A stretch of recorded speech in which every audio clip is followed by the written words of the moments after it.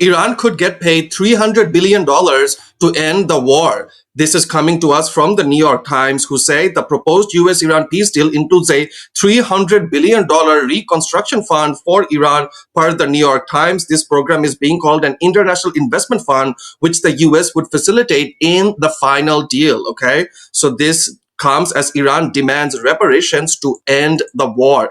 And the report goes on to say that this name, International Investment Fund, was specifically chosen because Donald Trump wanted to say after the deal is done that he did not give a single dollar to Iran. And technically, it was the International Investment Fund that paid Iran the $300 billion in reparations that Iran demanded as a condition to end the war. On top of that, there's also the $12 billion in frozen Iranian assets that the Qataris allegedly already gave to the Iranians. The Iranians also said that that was also one of the preconditions that they would need to move forward with the deal. However, in that part of the deal as well, Donald Trump was really angry at this and did not want the US to pay this $12 billion.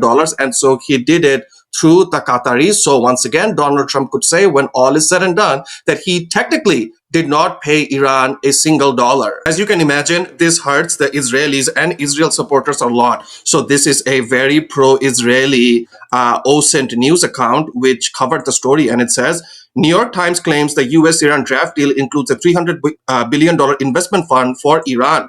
Tehran wanted reparations for war damage. Washington rebranded it as an international investment vehicle.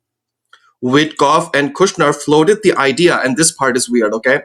Pitching Tehran real estate and a broader fund as deal sweeteners. But what are the Iranians saying about all this, right? So this is being reported by Dropside News, who say, breaking, Mohammad Bagher Ghalibaf, Speaker of Iran's parliament and the country's lead negotiator in indirect talks with the US, posted a warning on Friday, so today, as negotiations over a potential deal continue. So Ghalibaf said, and I quote, we do not obtain concessions through negotiations. This is Ghalibaf saying to the Americans. We obtain them with our missiles. Negotiations only make them understand that. And then he goes on to say, point number 2, we have no trust in guarantees or promises, only in actions. We will not take any step before the other side acts first. So essentially saying we don't trust what the US says, and rightfully so. And then number 3, he goes on to say, the winner of any agreement is the one who is better prepared for war the next day. So they don't trust the US at all and are preparing for the United States to eventually attack. And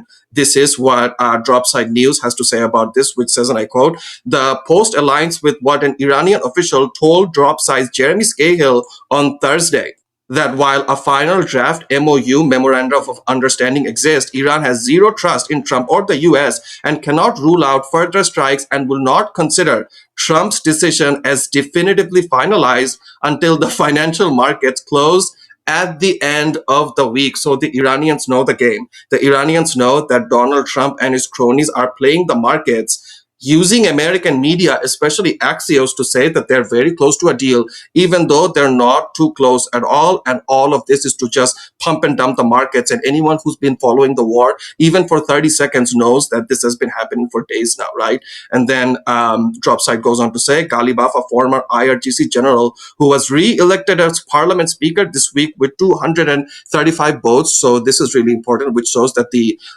Iranian political elites also trust him as the lead negotiator, and he has emerged as one of Iran's most powerful figures during the war and leads Tehran's strategic engagement with Washington. This guy is a total badass for sure. But whenever we have any deal with the US and Iran, we have to address the elephant in the room, which of course is Israel. And so journalist Ada Chavez posts, and I quote, exclusive, Israel is privately lobbying the United States to kill Iran's lead negotiator, Ghalibaf, abandon talks with Iran, and restart strikes on Iran's oil infrastructure, according to a secret internal US report that's been circulating this week. So the Israelis are terrified behind the scenes that the Americans might reach a deal with Iran, which would mean giving Iran everything that Iran wants, which includes, of course, that Iran gets to charge a toll fee at the Strait of Hormuz, but we'll call it something else, the $300 billion in reparations. And of course, they would also ease some sanctions, which would turn Iran into an economic powerhouse as well as a military powerhouse, which is a nightmare scenario for Israel as well as Benjamin Netanyahu. So Israel's new obsession now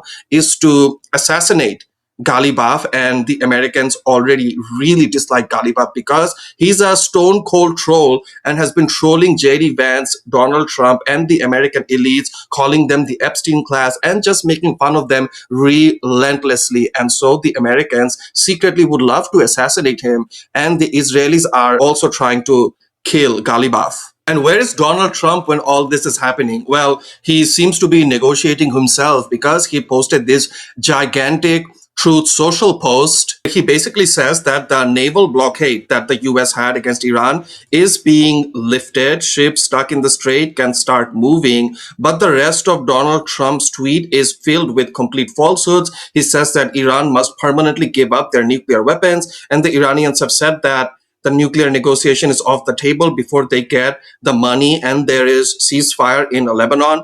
Hormuz open immediately with zero tolls. Against the Iranians have said that there will be a toll in Hormuz. Now they'll call it something else to appease Donald Trump, such as the environmental tax, but there will be a toll, right? And then Donald Trump also said that all sea mines must be removed. He also said that the enriched uranium that's allegedly buried under collapsed mountains bound by the US B-2s has to be extracted, and apparently it'll be done by the US and China. Anyways, Iran hasn't said yes to any of them, and Donald Trump is just negotiating with himself, or maybe he's just had a few too many Big Macs at the White House and is just saying nonsense. However, a lot of people are getting suspicious that this $300 billion that Iran is going to get is being reported by the New York Times, and yet no Zio accounts are freaking out over this. Of course they should, right? As this account points out, something fishy is going on here. I just checked the pages of every psycho zitch.